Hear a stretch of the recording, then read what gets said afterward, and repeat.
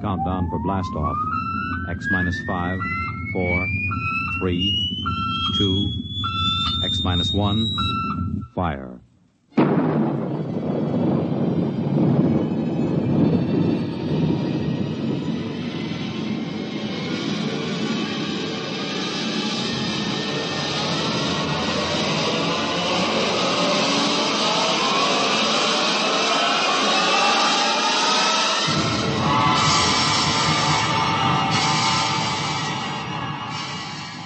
From the far horizons of the unknown come transcribed tales of new dimensions in time and space.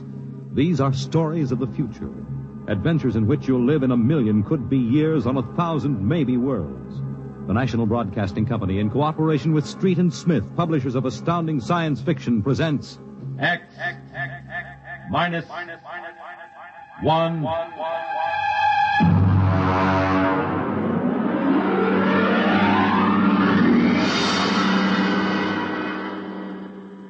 Tonight, the Ray Bradbury story entitled, And the Moon Be Still as Bright.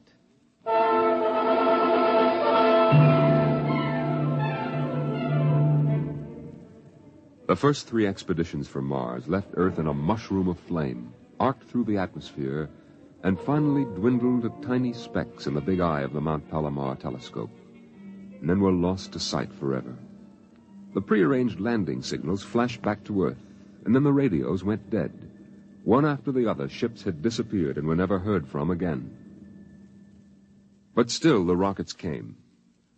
The 4th expedition emerged from the silent gulfs of space, angled down toward the floating red disk of Mars, down into an orbit as the order came to land. The last blast of the bow jets broke red against the blue desert sands, and the ship slid to a halt at the edge of a vast city that reflected the icy glare of the moonlight. For a while, all was still. All right, Parkhill. Open the airlock. Aye, sir.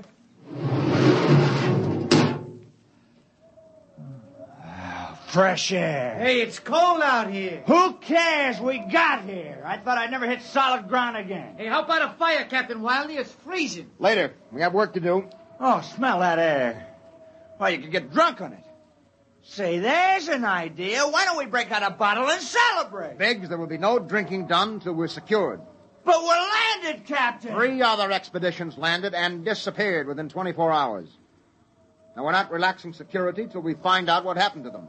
What do you mean, maybe Martians? Sender, you're an archaeologist. How old would you say they are? I can't tell till I study them more closely. It's a kind of engineering we couldn't duplicate on Earth.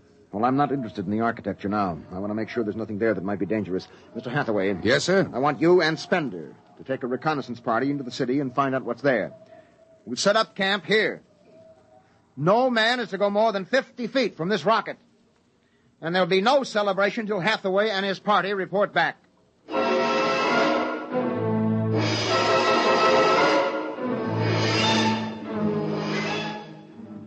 In the sea bottoms, the wind stirred along faint vapors, and from the mountains, great stone visages looked upon the silvery rocket and the small fire. The sky was black overhead, as the 2 racing moons threw knife-edged double shadows on the desert. All right, come and get it. Ciao. Hey, what do you got to eat, Cherokee? Sawdust smothered in cold chicken fat. Good. I thought it was something I couldn't eat. Hey, Captain. Mr. Hathaway's back. Oh, Captain Wilder. Oh, yes, over here, Mr. Hathaway. Well? Most of the city's dead. Spender says it's been dead a good many thousand years, but we found one part about a mile over What toward about the... it? People were living in it last week, sir. People? Martians. Where are they now? Dead. We found bodies, thousands of bodies. They hadn't been dead more than 10 days. What did they die of? You won't believe it. What killed them? Chicken pox. Chicken pox? Yes. Where could they get chicken pox? From Earth. Oh, then the other rockets did get through. Yes. I don't know what the Martians did to them, but I sure know what they did to the Martians. They gave them chicken pox and wiped them out. They just didn't have any resistance to an Earth disease. Think of it, Captain. A race builds itself for 1,000,000 years, refines itself, does everything it can to give itself respect and beauty, and then it dies. Of what? It's like saying the Greeks died of mumps or the proud Roman Empire collapsed because of athlete's foot. We didn't even give them a decent excuse for dying. We just gave them chicken pox. Spender, get hold of yourself. You didn't see those bodies, Captain. Yes, I know. It must have been a shock. You need a rest, a little relaxation. The Martians are dead. There's nothing you can do about that now. Hey, you hear that? The Martians are all dead. Come on, let's break out a bottle and hoop it up. How about a case, eh? Oh, good Lord. They have to do that now? Isn't there time later to throw old beer cans into the canals? Spender, you're an idealist. They're not. All they know now is that they're safe. A little shouting won't hurt. You think too much. I was safe on Mars. The first Earthmen on Mars. We gotta celebrate. Yahoo!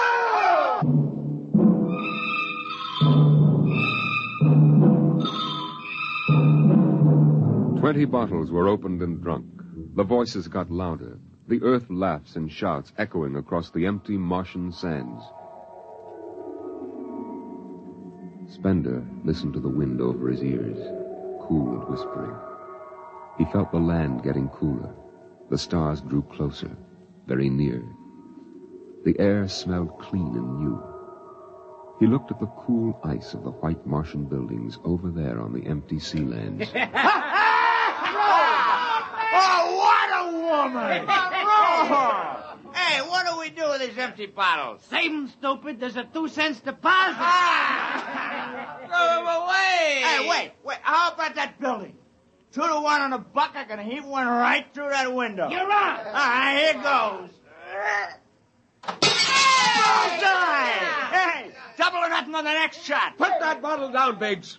Who's there, Mr. Spender? Stop smashing those windows. What's the difference? The planet's ours now. I guess I can do anything with it I want. Drop that bottle or I'll knock your teeth out. Yeah? Just watch me.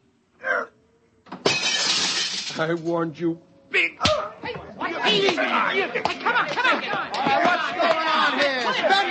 Spender! I hit him.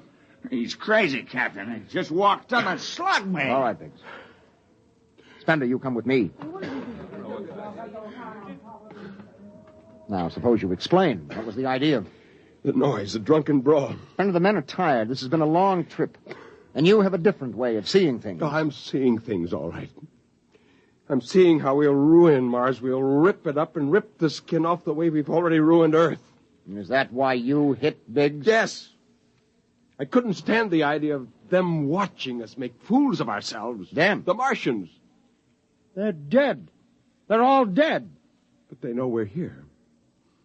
Doesn't an old thing always know when a new thing comes? We've come a long way to smash their windows and spit in their wine. Well, maybe you're right. But I'm still going to fine you $50 for that fight. Now, come on, Spender. Suck in your chin. We'll go back there and play happy.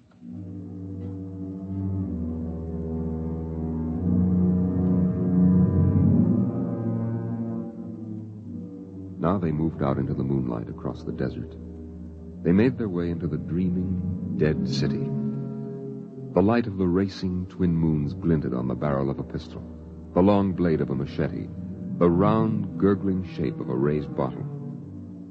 The wind blew in from the dead sea bottom and brushed through the silvery wire filigree of the towers. Strange music drifted down to the double-shadowed streets, a thin, haunted music that played as it had played through the uncounted years of time. Nobody moved. The moons held and froze them. The wind beat slowly around them. Hey! Hey, you people in the city! Biggs! I just want to make a little noise. What kind of a celebration is this, anyway? Come on. They built this city thousands of years ago. And now where are they? How did they die? Who cares? They're dead. That's good enough for me. Lord Byron. What? Lord Byron, a 19th century poet. He wrote a poem that fits this city. Might have been written by the last Martian poet. So we'll go no more a-roving so late into the night. Though the heart be still as loving, though the moon be still as bright. For the sword outwears its sheath, and the soul outwears its breast. And the heart must pause to breathe, and love itself must rest. Though the night was made for loving, and the day returns too soon, yet we'll go no more a-roving by the light of the moon.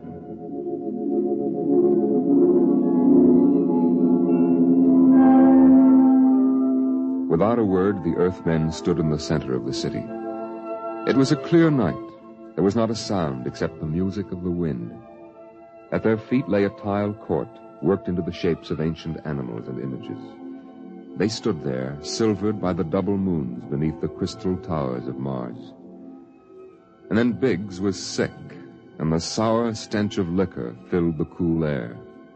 The men of Earth had come to Mars. And Spender turned and walked away into the city, alone in the moonlight, never once stopping to look back. It was a morning that might have been a Monday, or a Tuesday, or any day on Mars. Biggs was on the canal rim, his feet hung down in the cool water, soaking, while he took the sun in his face. Hey, what are you doing back here, Biggs? Didn't you go out with the search party? Yeah. I come back. I got a blister. Oh, yeah. What do you mean? Look. Look, Cherokee, see that? Anyway, I had enough searching. 4 days hunting for that screwball Spender. Didn't find him yet, huh? Oh, good riddance. Oh, my feet. I'm going to soak them in the canal. If I was Wilder, I wouldn't worry about that nut Spender. Let him go. He's a crackpot anyway. Well, he's a little foggy upstairs, I guess. Hey, why don't you take your feet out of that canal, Biggs? I gotta make coffee out of that water. Coffee? You call that stuff coffee? I had a motorcycle once that dripped grease that tasted better Hey, than... wait a minute, Biggs. Hey, look over there. Where? By that bush. There's someone there. Hey. It's him. Hey, Spender! Spender? He's coming over. Why'd he stay lost, that crazy jerk? Hi, Spender. Long time no see. Hello, Cherokee.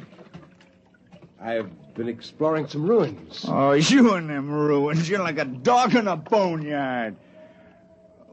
What's the matter? Why don't you just say something? Where you been? Up in the hills. What would you say if I told you I found a Martian? Oh, yeah? Where? Never mind. Let me ask you a question. How would you feel if you were a Martian and people came to your land and started to tear it up? Well, I know how I'd feel. I've got Cherokee blood in me. My grandfather told me a lot of things about the way they kicked the Indians around in the Oklahoma Territory. If there's any Martian around, I'm all for him. How about you, Biggs? They're dead. They're all dead. It's a good thing, too. Well, I found a Martian. Up in a dead town in the hills. I've been reading their books, and they're easy to understand. And I've learned their language. And then I found this Martian. And I brought him here, now.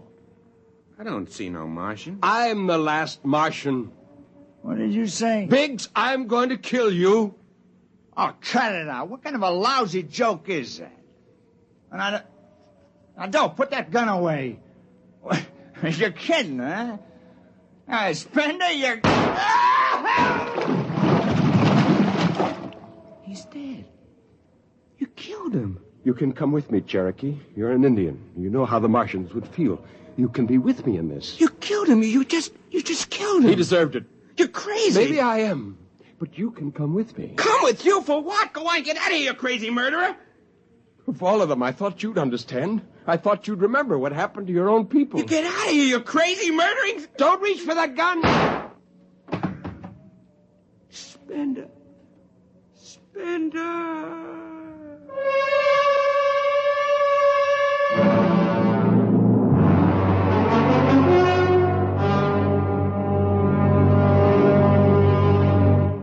Hathaway, break out the arms locker. Issue pistols, rifles, and grenades. Yes, sir? And you'd better get the Bible out of the navigation chest. We have to bury these two.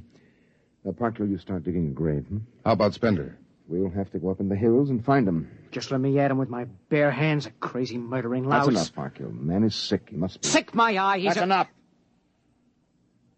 Now grab a shovel and start digging.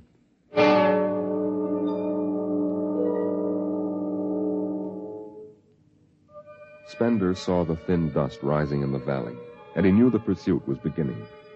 The sun burned farther up the sky, and the blue sand drifted lazily across the sea bottom below. He sat beside a quiet pool 10,000 years old and held a silver book. Through the house played the strange wind music of ancient Mars, and he heard voices whisper in his mind.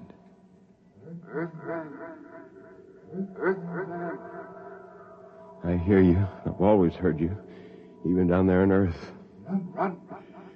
No, I won't run. What's the use? Live, Earthman. Live. Live? What for? To see them tear down your temples and put up hot dog stands? Run. They've seen me now. They know I'm up here. Live. There's Wilder now. I've got him right in my sights. Kill, Earthman. Kill. Funny, he hasn't ordered them to use grenades. They could lob one right up here and blow me to bits. Yeah, maybe the captain thinks I'm too nice to be blown to bits. He wants my death to be clean. Just one bullet hole in me, nothing messy. And why? Because he understands me. Kill. The only one in the crew who ever did. Kill. Well, at least I can do the same for him. Just one bullet in his head, a nice clean death. All I have to do is pull the trigger and then... It's no use. I can't do it to him. Spender! Can you hear me, Spender? I hear you, Captain. What do you want? Talk! Truce! All right. Come on up. Leave your gun down there and keep your hands up.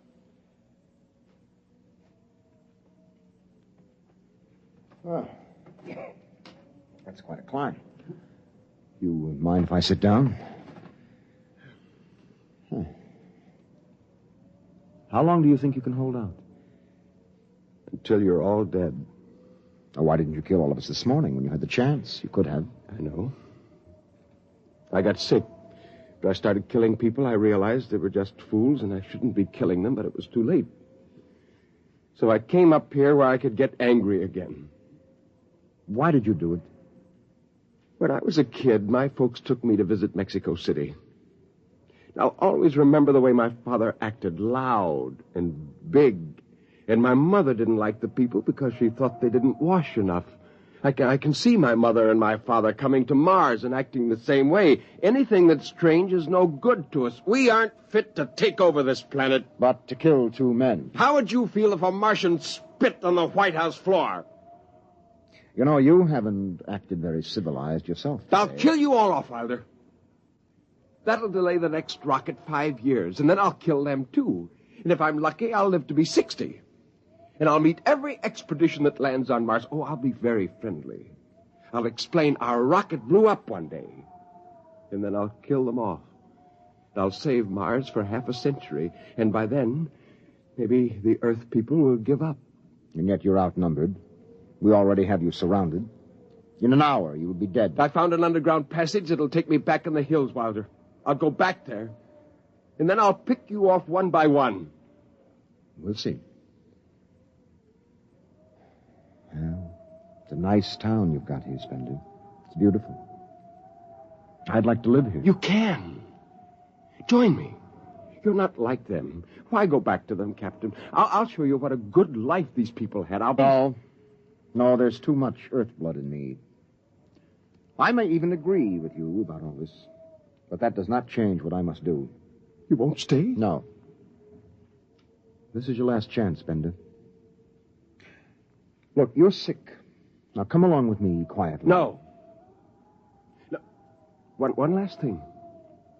If you win, do me a favor. Try to see that they don't tear this planet apart. Right.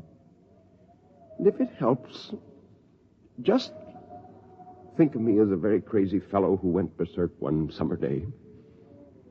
Be easier on you that way. Now I'll think that over. So long, Spender. Bye, Captain. Good luck.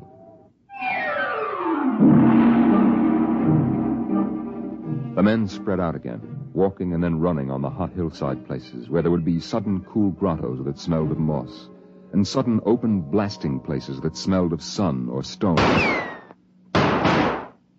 The men ran and ducked and ran and squatted in the shadows. I'll blow his brains!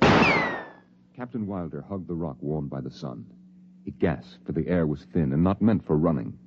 Spender lay at the top of the hill, and a gap in the rocks showed the white of his shirt against the shadows. Wilder looked at the towers of the little, clean Martian village, like sharply carved chess pieces lying in the afternoon. He saw the rocks, and the interval between, where Spender's chest was revealed.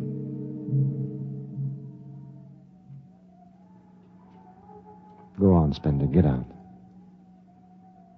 You only got a few seconds to escape. Go on, get out of the caves. Come back later. You go now. I've got to win this.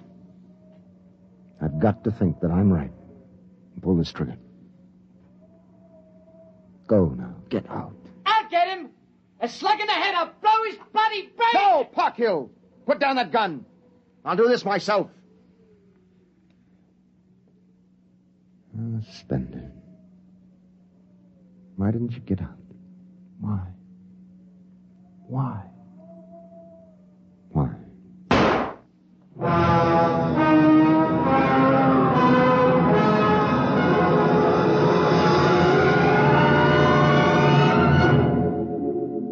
They buried him in that ancient valley town, where the music of the wind played on through the days and the nights. They laid him in an ancient silver sarcophagus with waxes and wines which were 10,000 years old, his hands folded on his chest. The last they saw of him was his peaceful face in the cold silver light of the racing twin moons. The captain found the poem in Spender's pocket, and he read it before he shut the marble door. So we'll go no more a-roving so late into the night. Though the heart be still as loving, and the moon be still as bright. Though the night was made for loving, and the day returns too soon, yet we'll go no more a-roving by the light of the moon.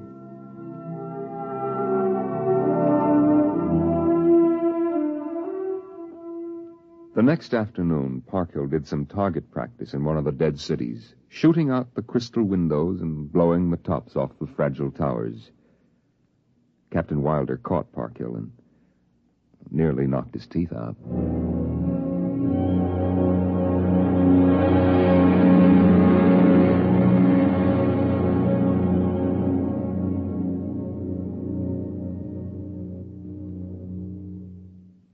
You have just heard X-1, presented by the National Broadcasting Company in cooperation with Street and Smith, publishers of astounding science fiction. Tonight, by transcription, X-1 has brought you the Ray Bradbury story, And the Moon Be Still as Bright, adapted for radio by Ernest Kenoy. Featured in the cast were John Larkin, Clark Gordon, Dick Hamilton, Nelson Olmsted, Lawrence Kerr, and Stan Early. Your narrator was Norman Rose. Your announcer, Fred Collins. X-1 was directed by Daniel Sutter and is an NBC Radio Network production.